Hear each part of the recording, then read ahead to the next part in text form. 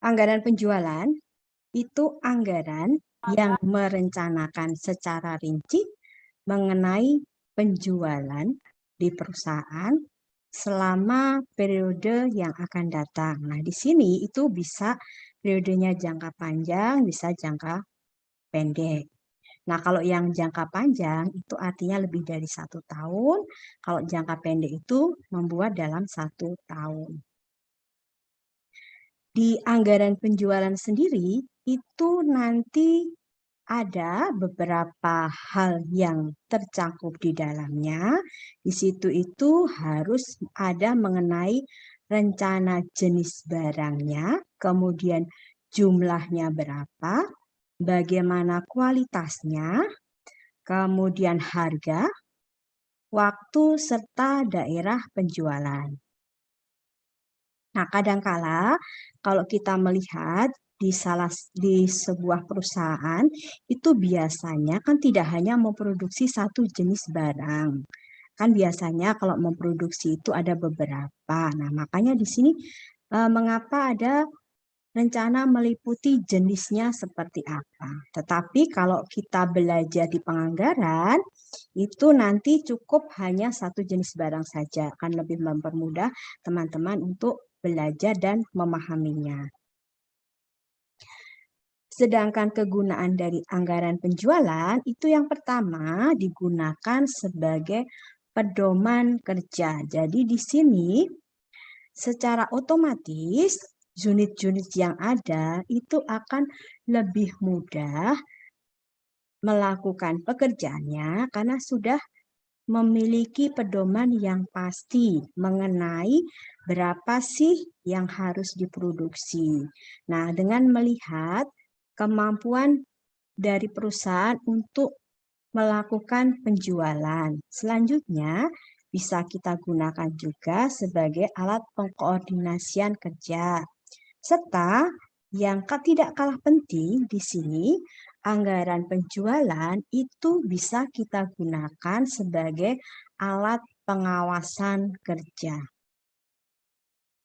Sedangkan kalau kita bicara kegunaan secara khusus, anggaran penjualan itu sebagai dasar penyusunan semua budget-budget perusahaan.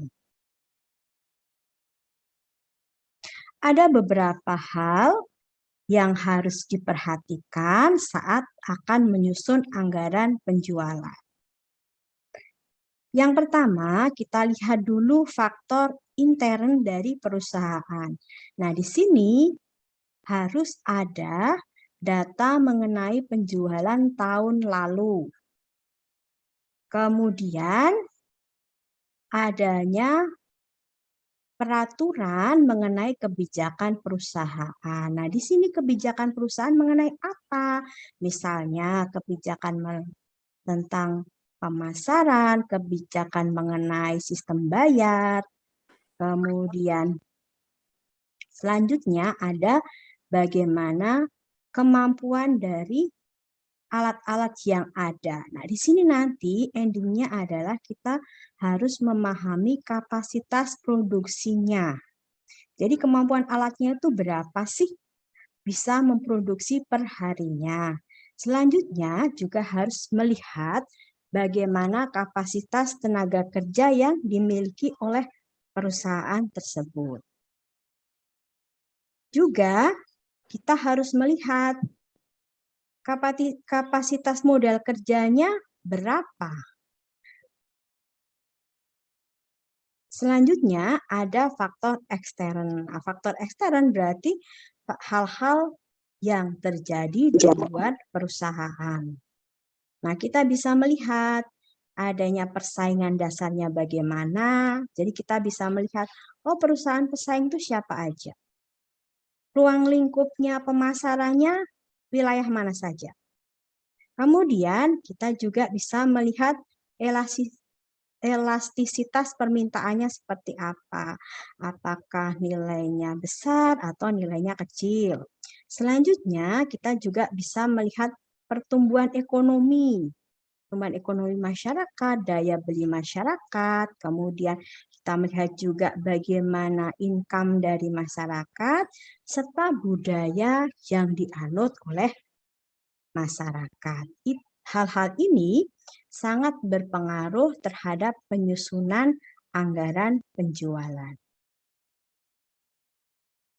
Nah, di sini sekarang teman-teman bisa melihat adanya contoh mengenai anggaran penjualan. Bedanya apa sih dengan proyeksi penjualan? Kalau proyeksi penjualan itu hanya berbicara mengenai volume saja. Tetapi begitu kita sudah berbicara mengenai anggaran, artinya di situ sudah memasukkan faktor nilai rupiahnya atau moneternya ada. Nah, di sini maka akan lihat ini ada unit itu artinya volumenya, ada harga, kemudian jumlah itu kita peroleh dari unit dikalikan harga. Nah, ini misalnya menyusun ya, ini kalau harusnya ketika kita menyusun itu Januari sampai Desember. Nah, ini saya contohkan misalnya menyusun per 6 bulanan ya, ini semesteran, berarti mulai dari Januari sampai dengan Juni. Nah, tinggal nanti per bulannya bagaimana, unitnya ini masing-masing kan nanti terisi. Kemudian harganya kita lihat, harga bulan Januari itu apakah sama dengan bulan Februari atau mungkin sudah mengalami kenaikan berapa persen. Nah, itu nanti tergantung dari kebijakan yang ditetapkan oleh perusahaan. Jadi intinya harus diingat ketika menyusun anggaran penjualan pasti ada unit, harga, serta jumlahnya.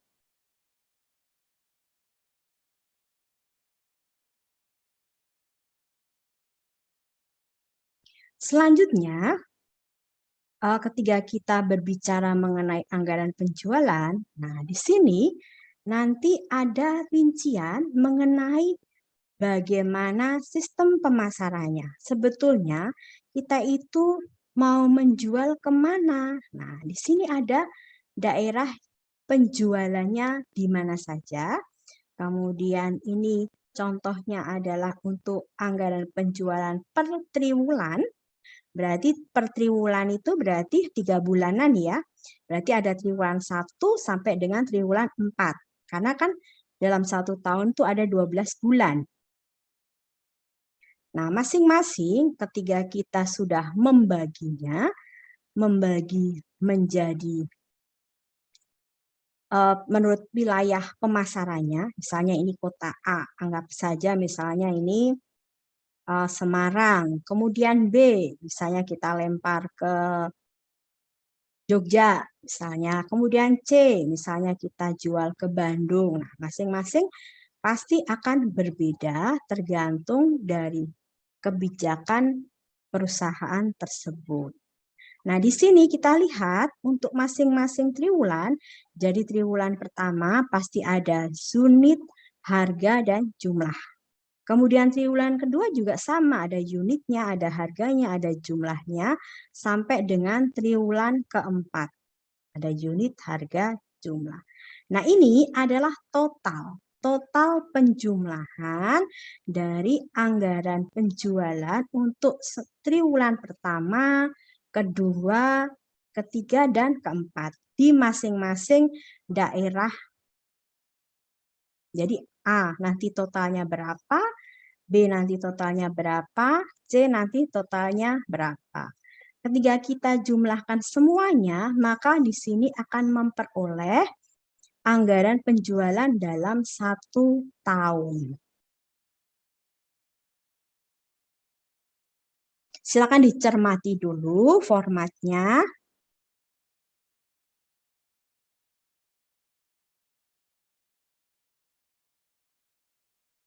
Nah, ini ada contohnya. Sekarang, misalnya, ada PT Bahagia Selalu. Merencanakan akan menjual produknya untuk tahun 2021. Nah, di sini memiliki data penjualan selama 7 tahun. Jadi kalau selama 7 tahun itu Kita mulai dari 2014, kemudian diakhiri dengan 2020. Masing-masing tahun itu ada unitnya dan ada harganya.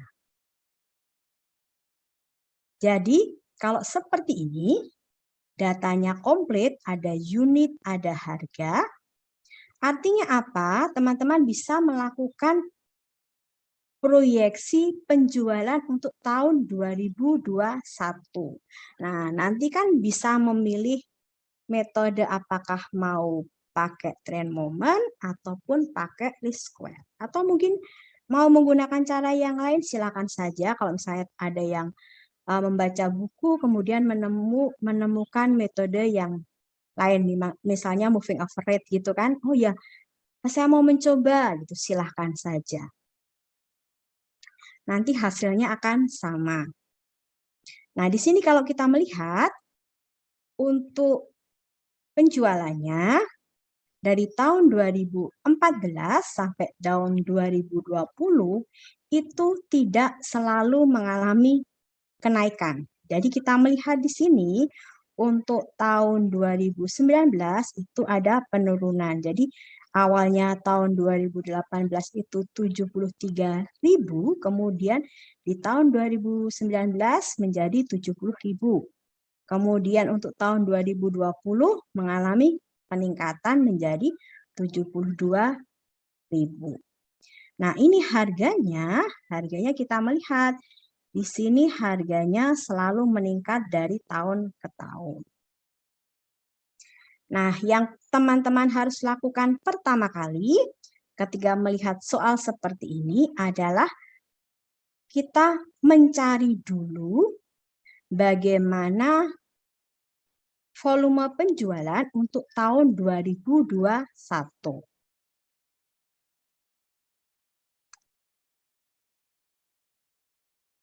Kemudian, saya lanjutkan lagi. Untuk produknya, ini dijual di 3 daerah penjualan. Ada Bandung, ada Semarang, ada Solo. Nah, perbandingannya adalah 3:2:1. Kemudian di sini ada ketentuan dari perusahaan bahwa harga jual untuk tahun 2021 itu diperkirakan naik 10% dari rata-rata harga 5 tahun sebelumnya. Berarti tinggal kita melihat harga jual 5 tahun sebelumnya dari data yang sudah ada, kemudian di rata-rata ditambahkan 10%. Kemudian di sini bahwa penjualannya dilakukan dengan menyusun anggaran secara triwulan. Triwulan itu berarti ada 4. Kemudian ini adalah prosentase masing-masing kota. Jadi kalau teman-teman cermati, ketiga ini Bandung kita jumlahkan ke bawah, pasti di sini harga totalnya adalah 100%, kemudian Semarang juga 100%, Solo juga 100%. Nah, masing-masing berbeda untuk prosentasenya. Nah, di sini diminta untuk menyusun anggaran penjualan 2021 di mana disusun per kota.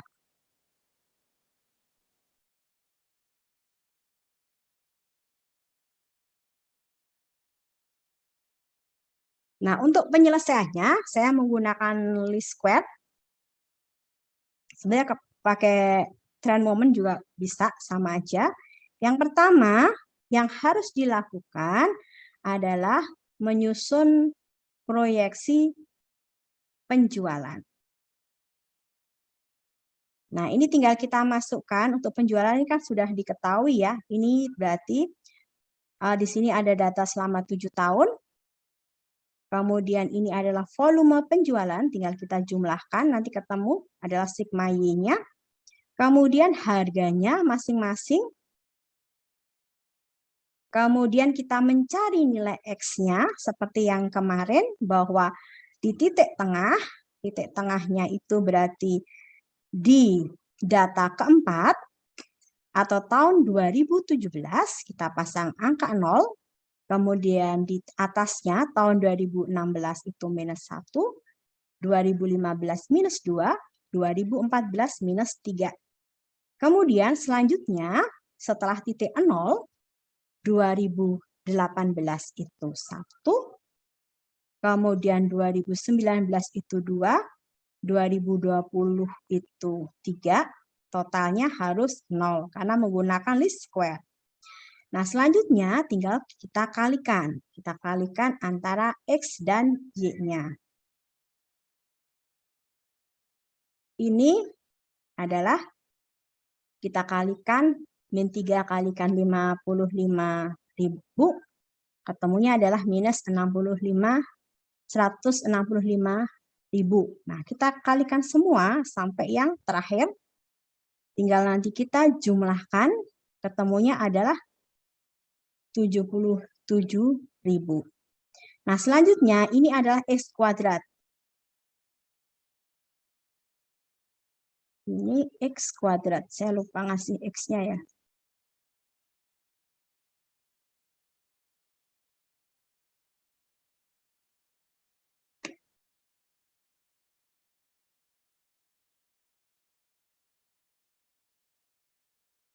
X kuadrat berarti kita tinggal mengkuadratkan X-nya aja.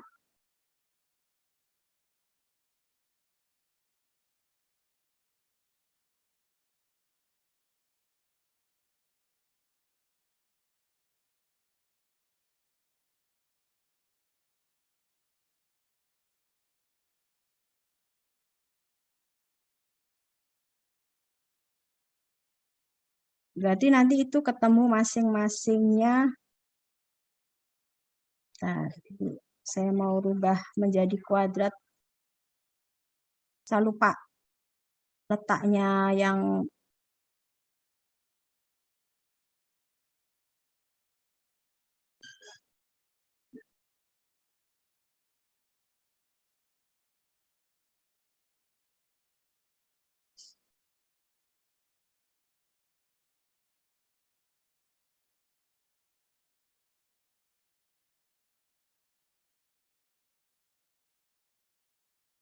Oke, ini X kuadrat ya. Saya lupa cara nyari ininya apa untuk mengkuadratkan. Belum.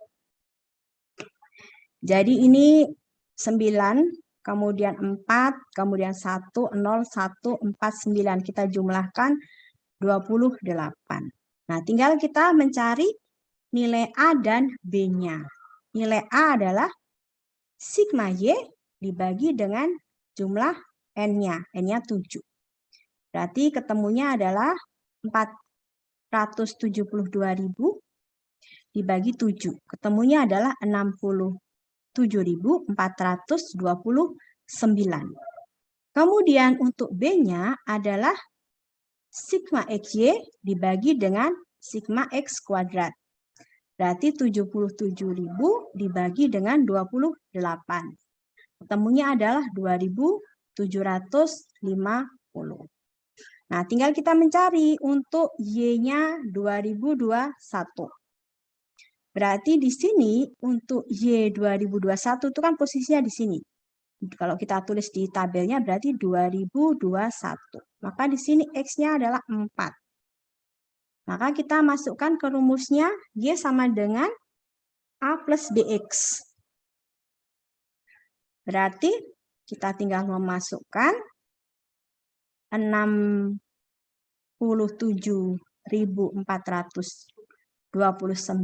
ditambah 2.750 dikalikan 4.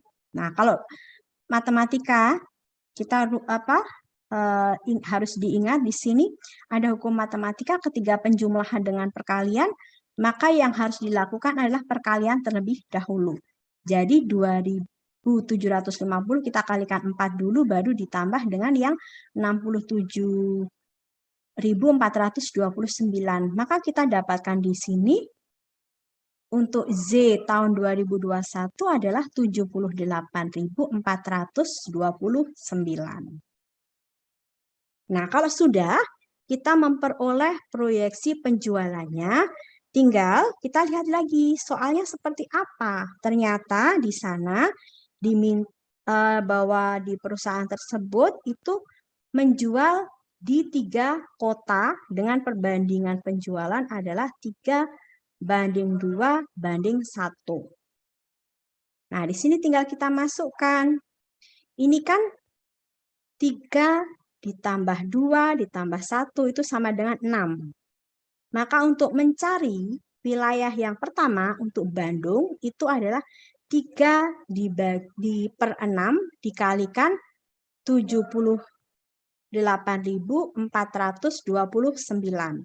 Ketemunya adalah 39.214. Nah, kemudian yang Semarang ini 2. Berarti 2 per 6 dikalikan 78.429. Ketemunya adalah 26.143. Selanjutnya yang Solo itu adalah perbandingannya 1 ya. Berarti 1 per 6 dikalikan 78.429. Ketemunya adalah 13.071. Nah, kalau sudah, tinggal kita mencari harga rata-rata 5 tahun sebelumnya. Berarti 5 tahun sebelumnya di mana? Berarti 1, 2, 3, 4, 5. Dari tahun 2016, tinggal jumlahkan sampai dengan tahun 2020. Nah, kemudian tinggal kita bagi rata-ratanya berapa? Ketemunya adalah 1.560. Nah, kemudian di soal dikatakan bahwa untuk harga tahun 2021 itu mengalami kenaikan 10%. Berarti ini kan sama dengan harganya adalah 1.560 ditambah 156. Maka ketemunya adalah 1.716. Nah, kita sudah dapat harganya, berarti sudah bisa menyusun anggaran penjualan untuk tahun 2021 per kotanya.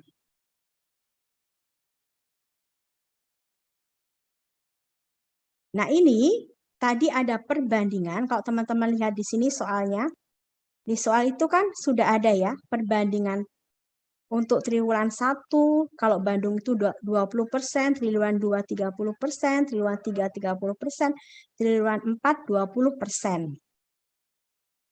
Nah, ini tinggal ada ketentuan 20, 30, 30, 20 itu dimasukkan di sini.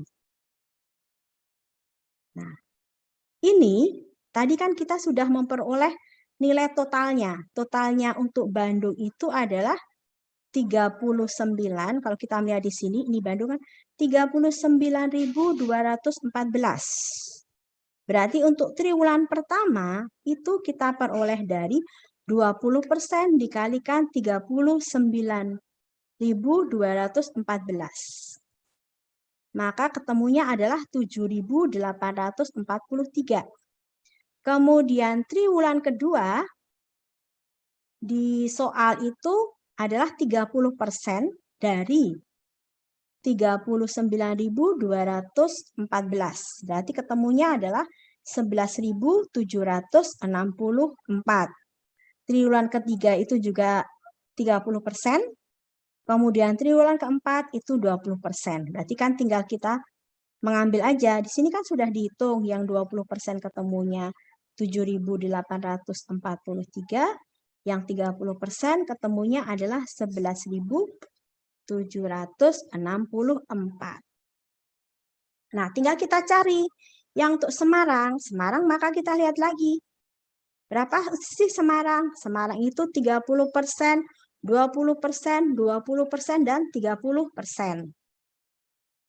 Nah, kita sudah dapatkan untuk Semarang itu adalah 26.143. Berarti triwulan pertama itu diperoleh dari 30% dikalikan 26.143. Maka di sini ketemunya adalah 7.843.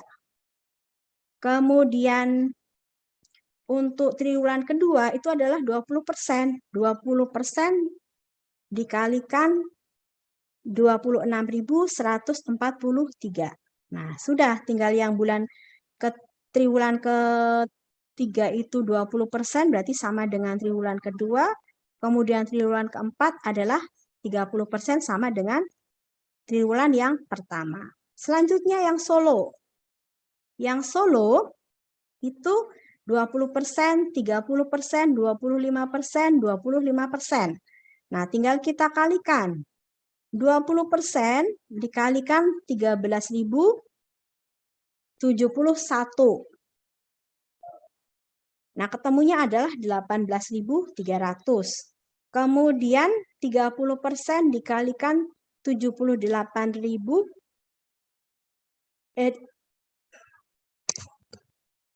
30% dikalikan 13.771. Ketemunya adalah 3.921.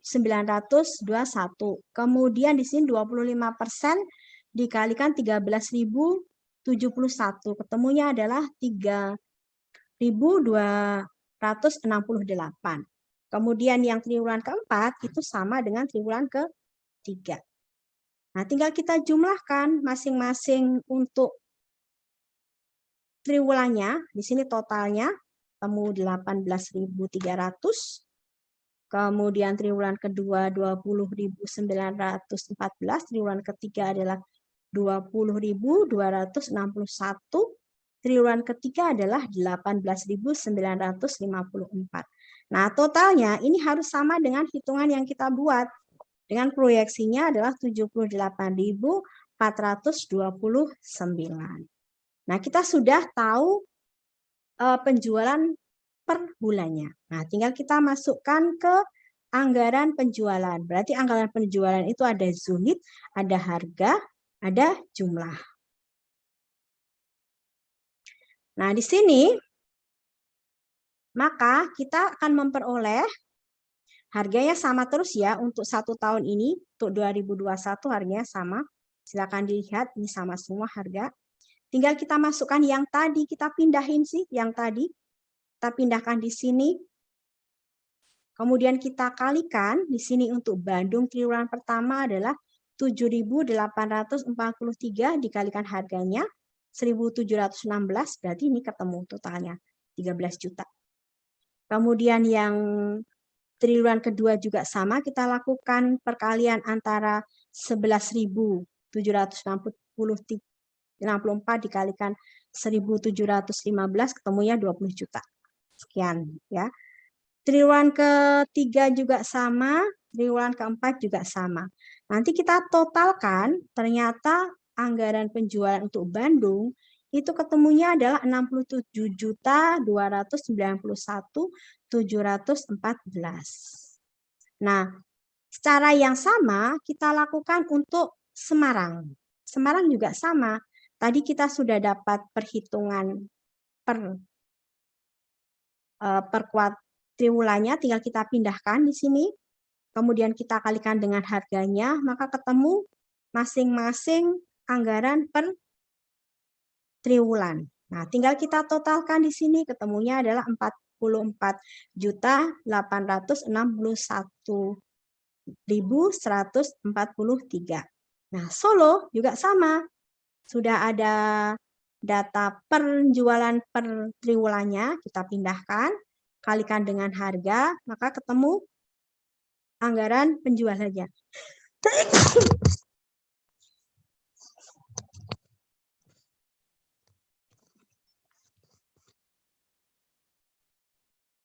Nah, kalau sudah, maka di sini tinggal kita hitung totalnya.